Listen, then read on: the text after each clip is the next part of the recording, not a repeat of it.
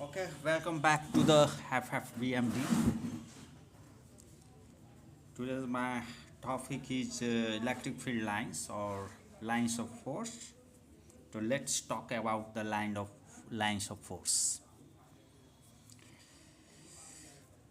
Electric field lines or lines of force.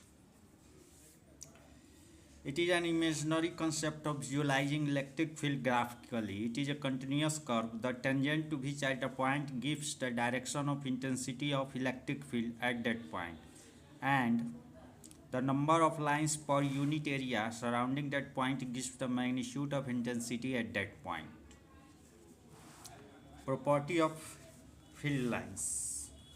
First, lines of force starts from the surface of positive charge and ends on negative charge or extends to infinity. That is, lines originated normally from the surface of positive charge and ends to the infinity, or comes from the infinity and merge at the surface perpendicularly. If positive charge is, then it comes out of the surface, and if negative charge, then it's ends at the surface of negative charge, as here it is shown. There here we are seeing positive charge and negative charge, and the line electric field lines are emerging from the surface normally, from the positive charge, and emerging at the negative charge or on the surface of negative charge normally. Again, here we see that these are the positive charge plate and this is the negative charge plate. So lines of force are coming out of positive charge plate and emerging in the negative charge plate, and both events are becoming normally. Second property, the number of lines originating or terminating on a charge is proportional to the magnitude of charge.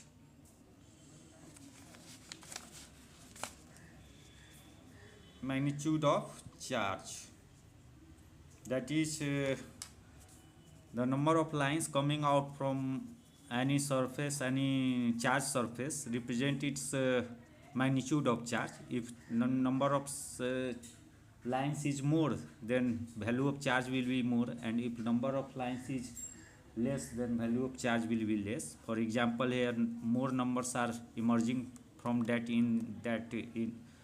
coming out from the positive charge and emerging less number of field lines. So there must be the magnitude of QA must be greater than magnitude of QB, where it is written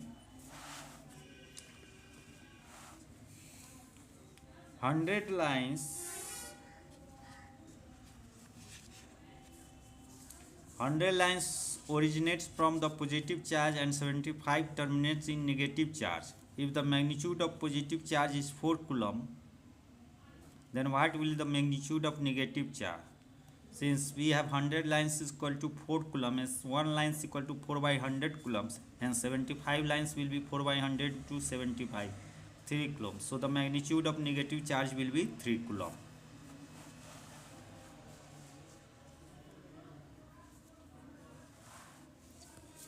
In SI unit, 1 coulomb charge equal to 1 by epsilon naught lines, or 1 lines is equal to epsilon naught coulomb of charge.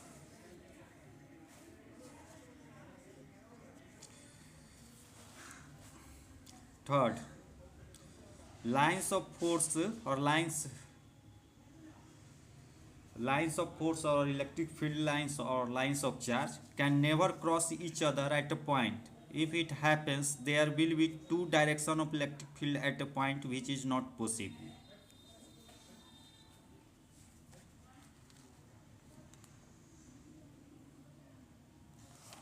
Next, here which lines are possible? Lines extends up to infinity. A, B, C and D.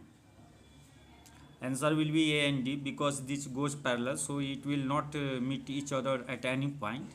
Again, for B, this will meet at any point. If we extend it further, then it will meet at some point, but lines of force, your lines of charge can never cross each other. This is the property. So this lines of charge is not possible, or electric field lines is not possible.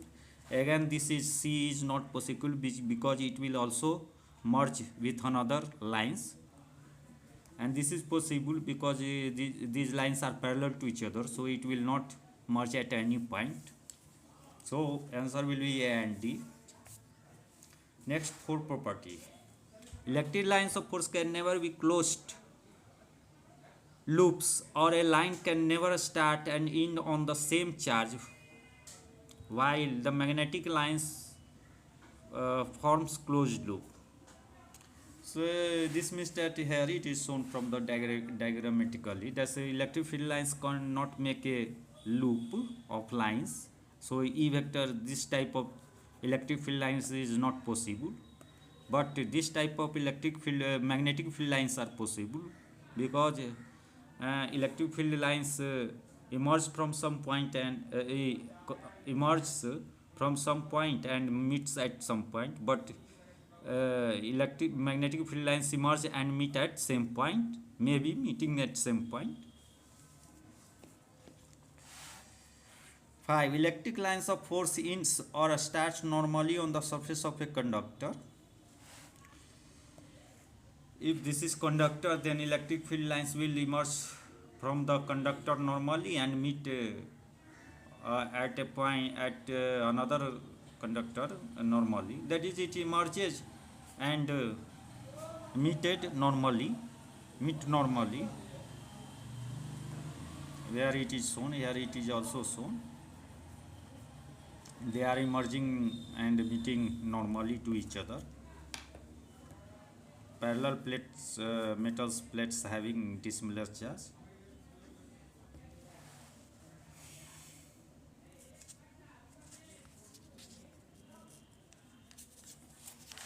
Now next, they are also shown, these are positive charge, so they are repelling each other and lines of force are emerging. At edge, it's the normal will be at edge like this, so it is emerging like this. It is emerging like this because at edge we have to, if we draw a line, then it will be normal, so it is emerging normally like this. Parallel metal plates having similar charge. 6. If in a region of a space there is no electric field, there will be no lines of force. This is why inside a conductor or at a neutral point where resultant intensity is 0, there cannot be any line of force. If in a region of a space there is no electric field, there will be no lines. That is, if in the space, if electric field is absent, then field lines also be absent. So presentation of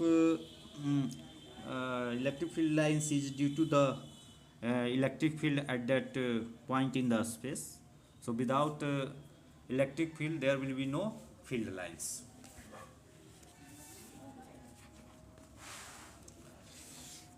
A solid metallic sphere is placed in a uniform electric field. Which of the lines A, B, C and D shows the correct path and why? Answer D. Because we know that from the conductor, electric field lines meets normally or emerge out normally. So this line will be not possible because it is not meeting normally and not emerging out normally. Again, it is not meeting normally and coming out of normally. This line also not emerging and meeting normally, but this line is meeting normally and coming out of the surface normally. So this line is possible. D. Now different types of electric field lines. Magnitude is not constant because some point the field lines are crowded and some point it is rare. So this type of magnetic field is not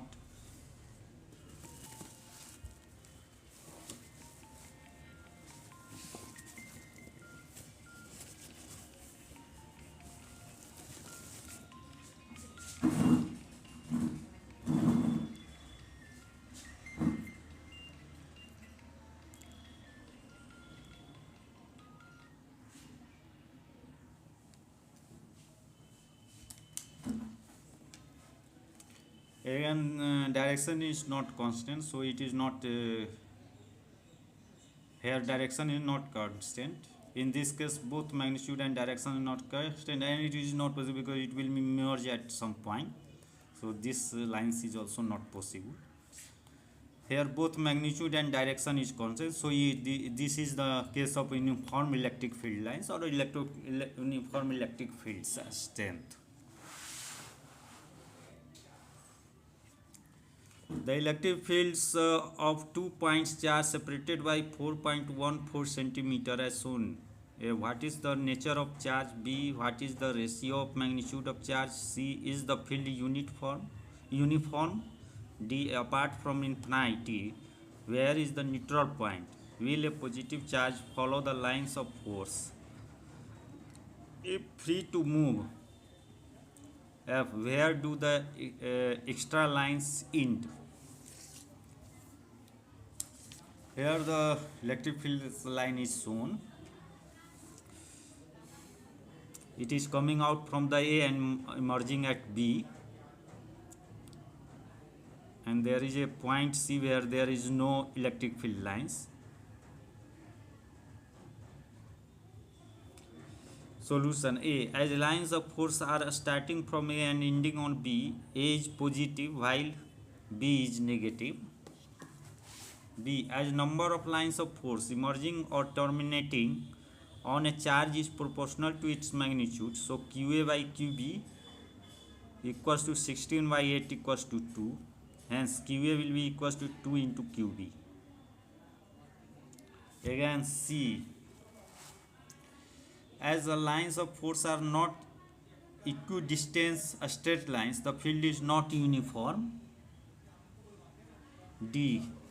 As charge QA is positive while QB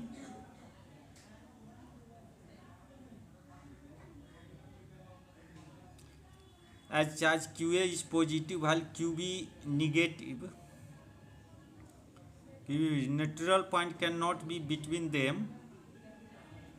So if neutral point is at a distance x from B on the line AB, then EA equals to EB 1 by 4 pi epsilon naught QA by D plus x square equals to 1 by 4 pi epsilon naught equals into QB by x square.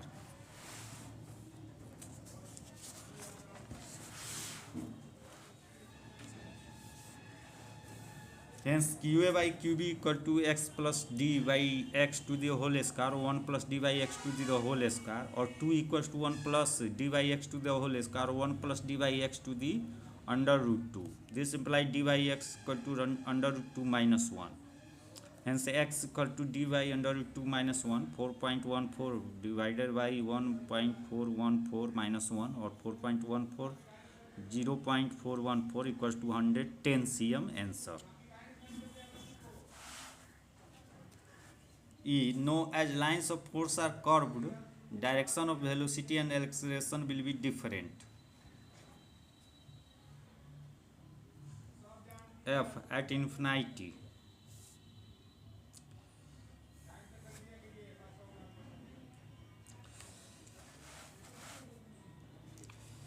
using the concept of field lines, so that a strength of field lines has 1 by distance square dependence. The element of area P1 subtending the solid angle delta omega at O is delta S1 equal to delta omega into R1 square. Similarly,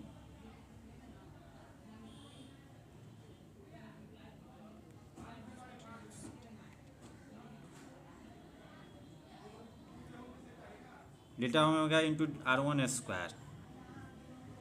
And similarly, the element of area at P2 subtend the solid angle delta omega at O is delta S2 into delta omega into R2 square. We have, because delta omega, and if this is delta S area, then it makes a solid angle delta omega, and delta omega will be given as delta S by R square. This is the formula for solid angle. Now in a given solid angle, the number of radial field lines is same. but n be the numbers of field lines originating from O, then number of field lines crossing per unit area at P1 will be n by delta S1 equals to EP1. This implies EP1 equal to n by delta omega into R1 square. Samikran 1, and the number of field lines crossing per unit area at P2 will be n by delta S2 equals to EP2, or EP2 equal to n by delta omega into R2 square. This is equation 2. Thus from equation 1 and 2 we can say that electric field strength at any point P EP proportional to 1 by S square proved.